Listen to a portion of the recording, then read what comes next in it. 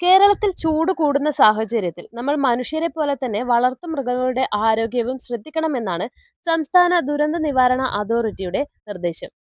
നായ്ക്കളിലെ താപനില വർദ്ധിക്കുന്നത് തിരിച്ചറിയാനും പ്രതിരോധിക്കാനും നാം താഴെ പറയുന്ന കാര്യങ്ങൾ അറിഞ്ഞിരിക്കണം. നിർത്താതെയുള്ള കിതപ്പ്, വായയിൽ നിന്നും അമിതമായി വെള്ളം വരിക, ഛർദി, അതിസാരം, അമിതമായ മയക്കം, അസ്വസ്ഥത എന്നിവ കാണിക്കുക. ഗുരുതരമായ സാഹചര്യത്തിൽ ബോധക്ഷയം വരെ സംഭവിച്ചേക്കാം. ഒരു നായയുടെ സാധാരണ ശരീര താപനില 38.3 ഡിഗ്രി സെൽഷ്യസിനും 39.2 ഡിഗ്രി സെൽഷ്യസിനും ഇടയിലാണ്. താപനില 39.9 ഡിഗ്രി സെൽഷ്യസ് കടന്നാൽ അത് ഉയർന്നതാകും.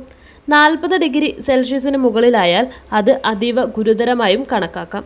അതിനാൽ കൃത്യമായ ഇടവേളകളിൽ താപനില പരിശോധിക്കുന്നത് നല്ലതാണ്.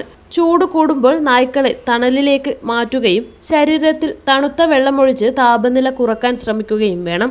താപനില 40 ഡിഗ്രി സെൽഷ്യസിന് മുകളിൽ തുടരുകയാണെങ്കിൽ ഒട്ടും വൈകാതെ തന്നെ ഒരു മൃഗഡോക്ടറുടെ സഹായം തേടേണ്ടതാണ്. നമ്മുടെ പ്രിയപ്പെട്ട വളർത്തുമൃഗങ്ങളുടെ ജീവൻ രക്ഷിക്കാൻ ഈ കരുതലുകൾ അത്യന്താപേക്ഷിതമാണ്.